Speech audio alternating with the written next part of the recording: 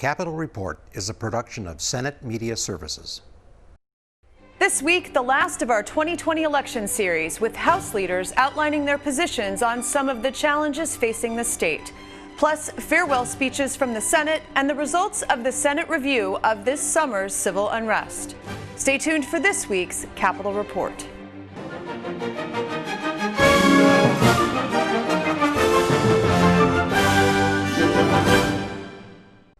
Welcome to this week's program. I'm Shannon Loehrke. This week, we conclude our 2020 election series with the priorities of House leadership. In each special session, the House DFL has voted to support Governor Walz's use of emergency powers to address the COVID-19 pandemic. In my conversation with DFL House Majority Leader Ryan Winkler, I began by asking if legislators should be more involved in the state's response to COVID-19. Legislators have been involved in COVID response all along. From the very beginning of the pandemic, we provided funds for hospitals and for healthcare systems around Minnesota. We made sure that the governor had funding to provide for an emergency response.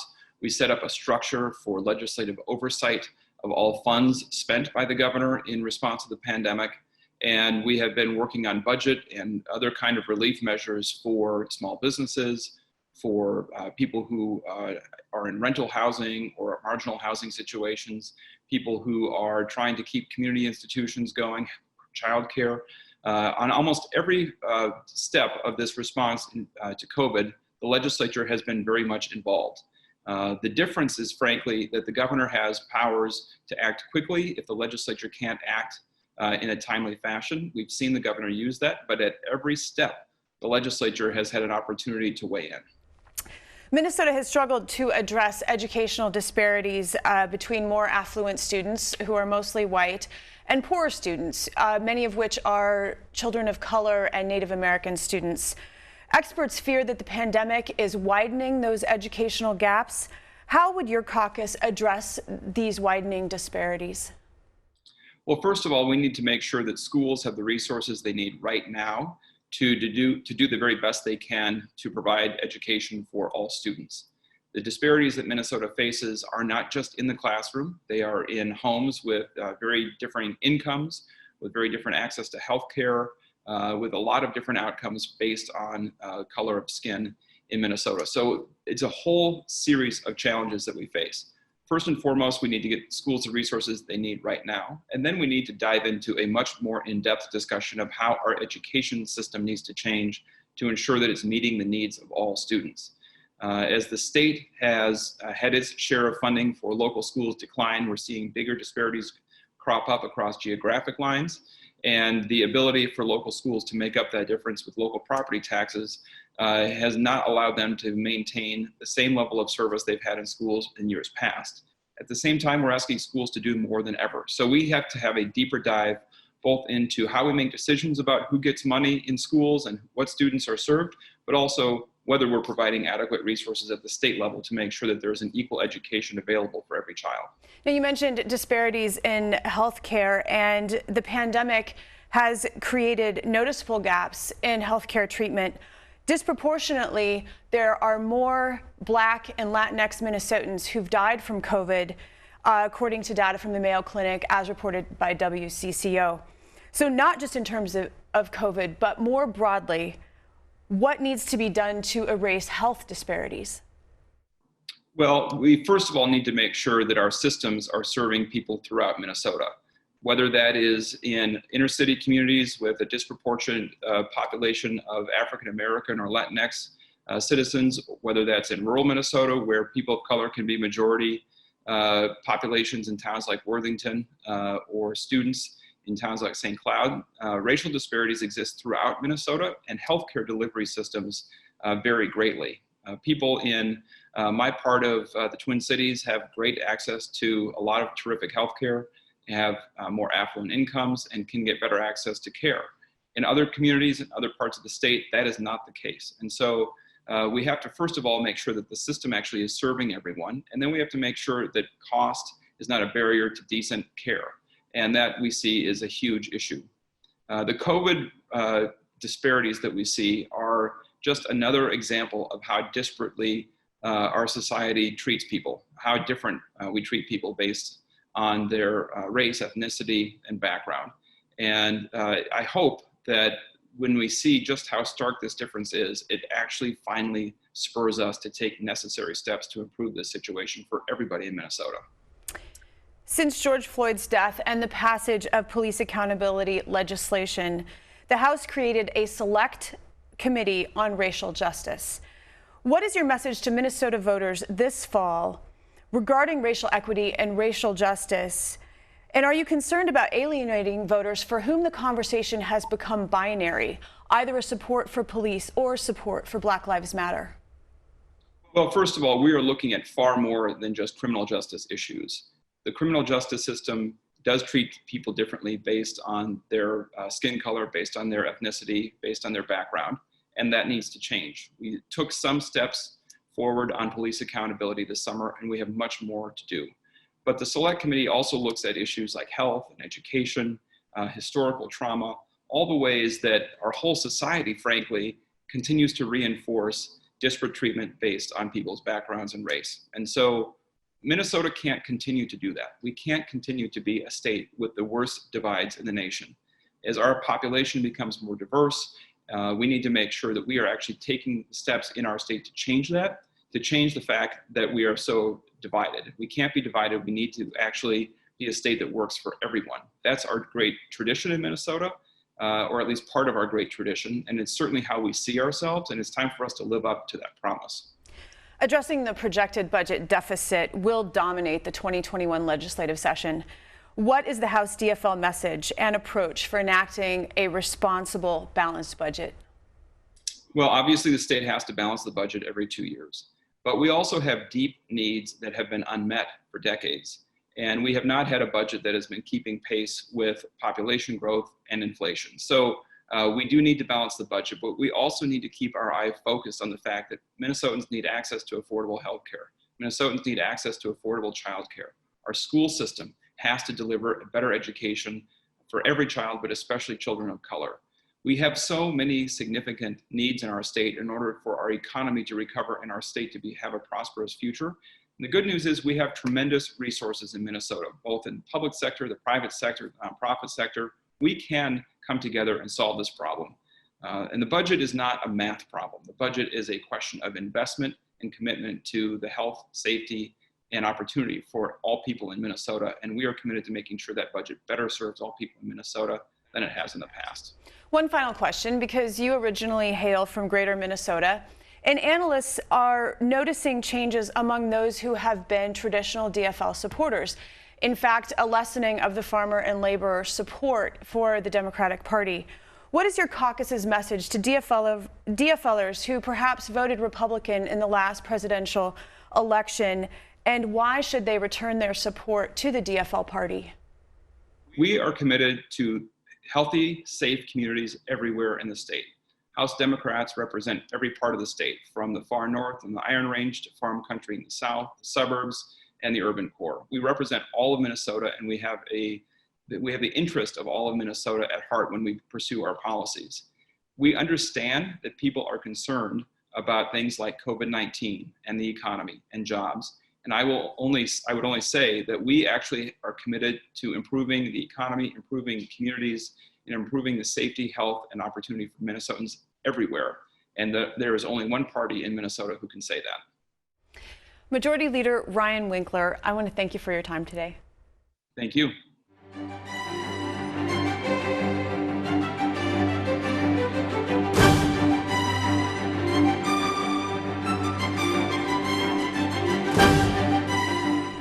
DFL Senators Jeff Hayden and Erik Simonson both lost their seats to challengers in the August primary.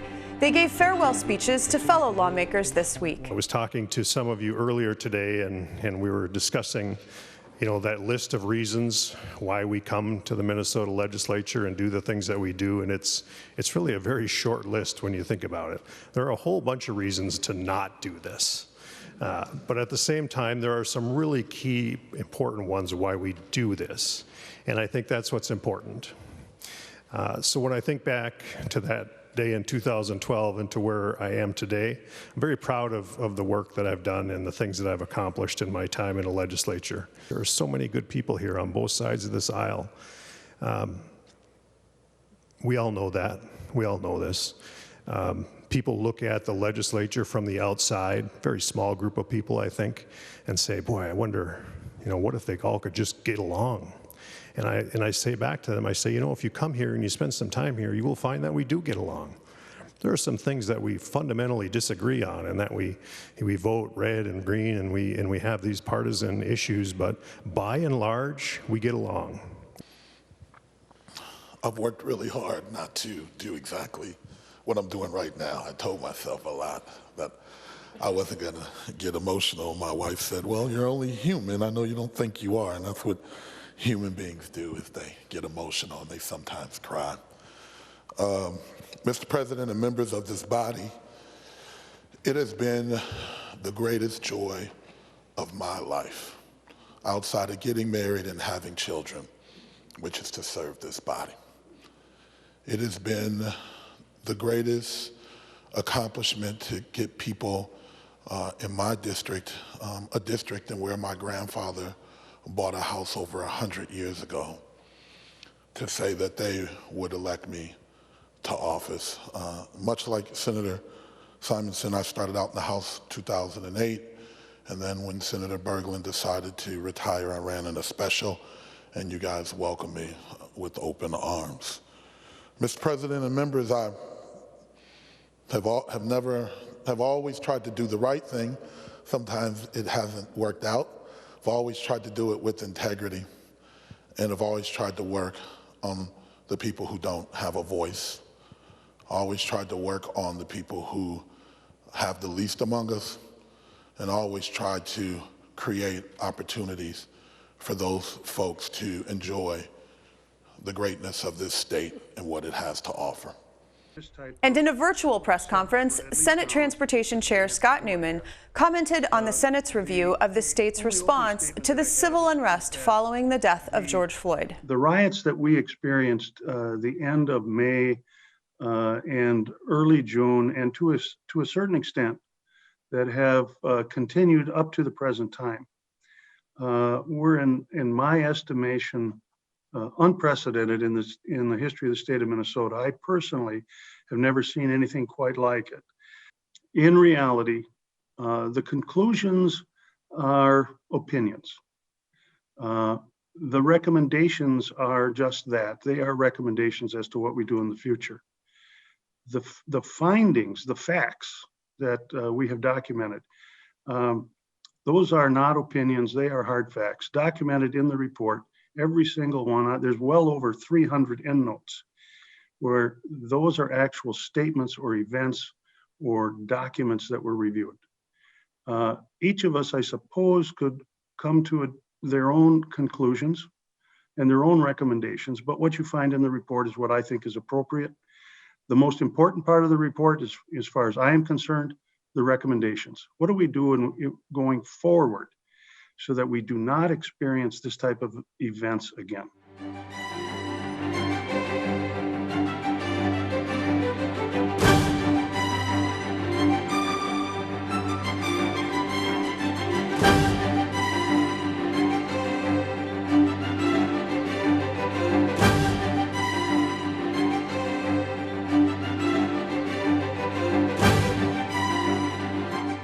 Republicans are hoping to regain control of the Minnesota House in 2021. In my conversation with House Minority Leader Kurt Daudt, I began by asking him how his caucus's approach would differ from that of House Democrats in working with Governor Walz to address the COVID-19 pandemic and the significant budget shortfall. I think it's very important that we have divided government in Minnesota, and I think that Minnesotans have become used to that. So we're going to have a Democrat governor for the next 2 years and Governor Walz. And we feel very optimistic about our opportunity to take the majority back in the Minnesota House.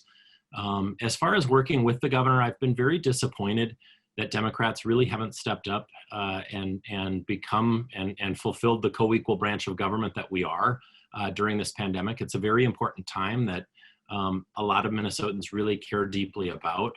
And unfortunately, we haven't had that legislative involvement. We haven't had legislative hearings where people can participate even virtually and give their input. And it's very difficult for citizens to reach out and contact the governor's office. So we think having a legislature that's working right alongside the governor and with the governor is very, very important. So that's exactly what we intend to do if we're elected to the majority.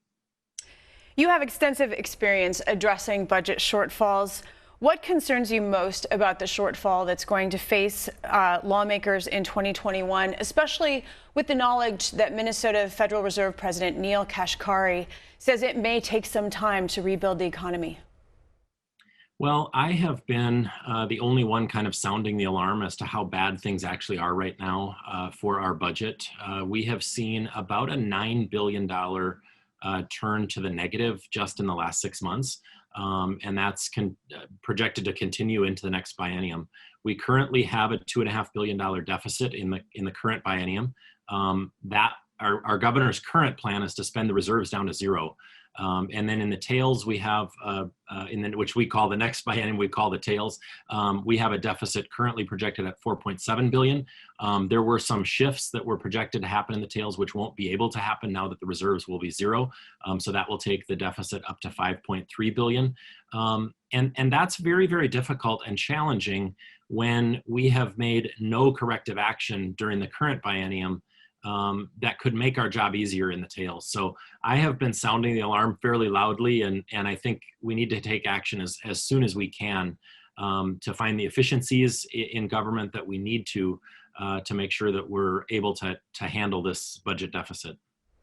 In addition to budget shortfalls, the state has tools that can aid businesses to get that economy jump-started again once it is, we're able to do so.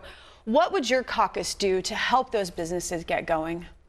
Well, we specifically gave businesses a lot of flexibility. We gave counties and cities a lot of flexibility to help businesses in the COVID CARES Act money that came from the federal government that we then passed on to local units of government.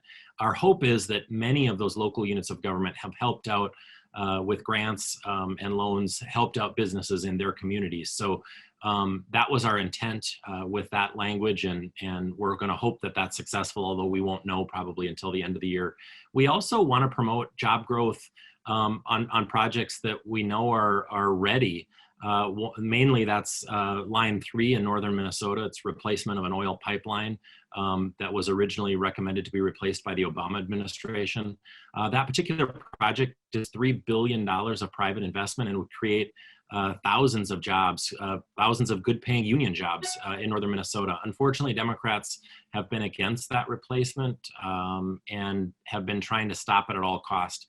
And the problem is they're really only stopping that economic boost to our economy. And frankly, we think that the local units of government could use that property tax revenue, and we think Minnesotans could use those jobs. Minnesota already suffers one of the worst achievement gaps in education in the nation, and experts fear that the pandemic is only exacerbating those disparities. As the state begins to rebuild when COVID, there's a vaccine and life begins to go back to as we knew it, what will your party do to help begin erasing those disparities in education? Well, I think we also can't wait until the pandemic is over to worry about the kids who are most affected by the achievement gap. There are some shocking statistics. In Minnesota, if you are a minority student or a low-income student in the Minneapolis school district, you have less than a 50% chance of graduating from high school. And what worries me is, according to the governor's plan of whether we'll have in-person classes or folks will participate in distance learning, the cities that have the highest achievement gaps will very likely be the ones that will not have in-person classes, which ultimately means the governor's plan is going to disaffect those students in a much greater way who are already so greatly impacted by the achievement gap and probably leave them further behind. I would recommend taking action immediately to put at least those high risk, low income and minority students that are most at high risk for the achievement gap put them into in-person classes, and have the other students at home, or work out some sort of a hybrid where they can get the tools that they need to be successful. Beyond that, I think we need to exercise school choice and give parents of low-income parents and minority student parents the ability to put their kids into the best education situation that works for them. I've kind of coined the term recently that private schools shouldn't just be for rich kids. They should be for any kid who needs that learning environment. And if the public school isn't working for them, we need to get them in a situation that is working. And unfortunately right now, with a graduation rate of less than 50% for the highest risk kids, that education system in our public schools is not working, and we cannot ignore it.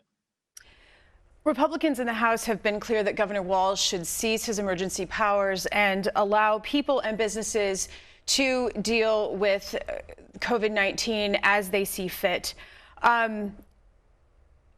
President Trump, people close to him, lawmakers in the nation's capital have since come down with COVID-19 following an event in the Rose Garden where there wasn't social distancing or mask wearing. How do you balance public health and personal responsibility? Well, I think first of all, COVID is a very serious issue.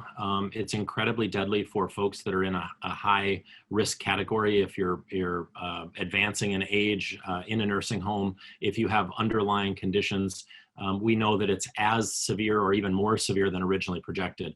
What we have found out in the last 6 months is that it's not as severe for the rest of us. And so we have to figure out how to balance a pandemic that has been here for 6 months and has no signs of leaving immediately. So we can't shut down our economy indefinitely until this is back to normal or cured.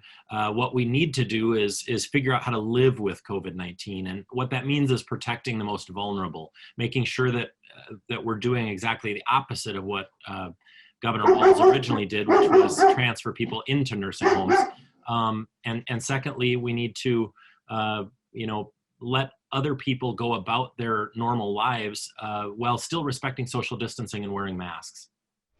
Finally, on a personal note, how did you feel after you heard about President Trump's positive COVID-19 diagnosis? Having met him on the tarmac as he swung through Minnesota, were you panicked? Were you scared? How's your health? How's it going? Well, thank you for the question. It's obviously interesting, always fun and always an honor to meet a president, regardless of what your politics are. I was invited to meet the president on the tarmac in Minneapolis. I did that. We were with him for about 5 minutes, socially distanced. I then did step next to him just for a brief period of time and take a picture. Obviously, I posted that picture on social media because I thought it was a cool picture. 24 hours later, I woke up in a world where the president of the United States had tested positive for COVID, and I was one of the people that he had exposed, and maybe one of the very few people that he had exposed, and probably one of the only people to get that close to him and post a photo of it in the recent days prior. So I did go into quarantine, and I've sought one COVID test for which I tested negative. I will seek at least one more and maybe two more just to make sure that we're absolutely safe. So taking every precaution, but also understand that my situation and interaction with the president was very low risk. It was outside. It was for less than 30 seconds, really. And I don't think that meets the CDC guidelines of a close interaction, or close contact. So I'm taking precautions probably beyond what the CDC would require. Minority Leader Kurt Daudt, it's always a pleasure. Thank you. Thank you so much.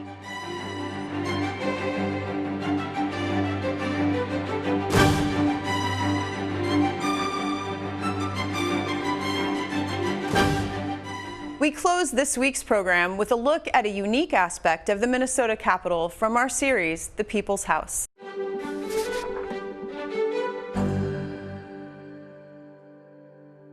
The second floor of the state capitol is really the focal point of all of the activity that happens here.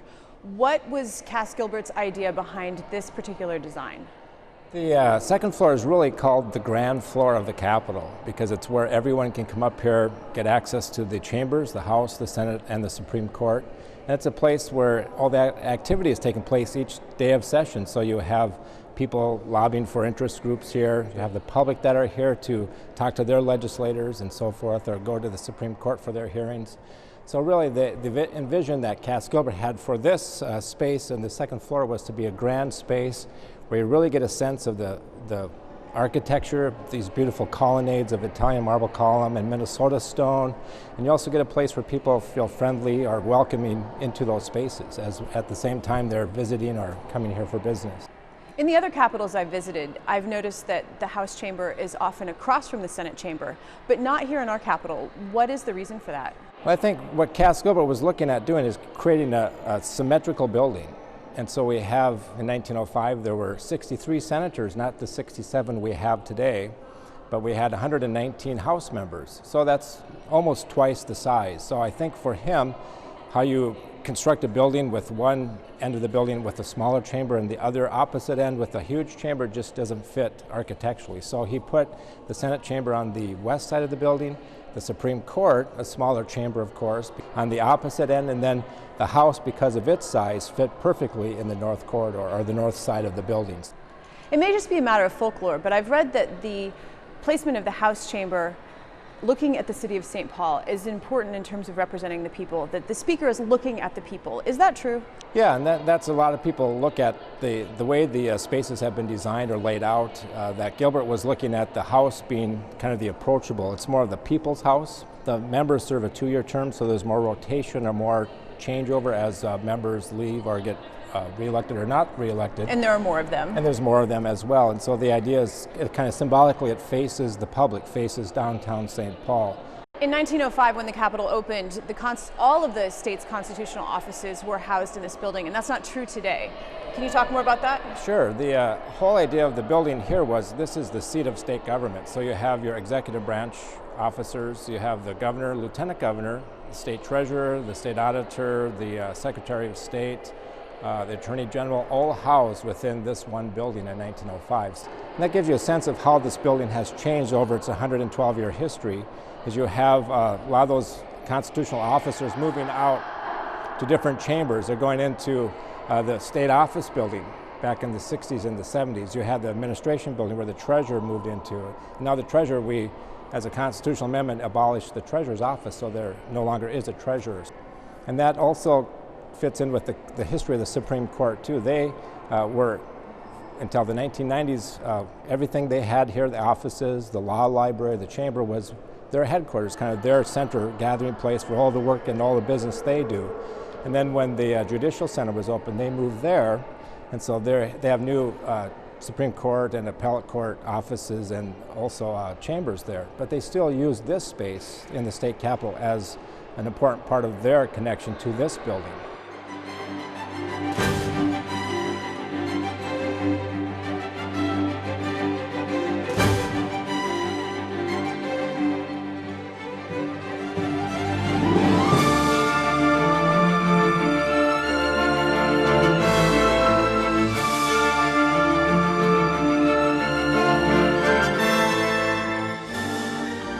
Join us again next week as we delve into more topics affecting Minnesotans. I'm Shannon Loehrke, and on behalf of all of us at Senate Media Services, thanks for watching.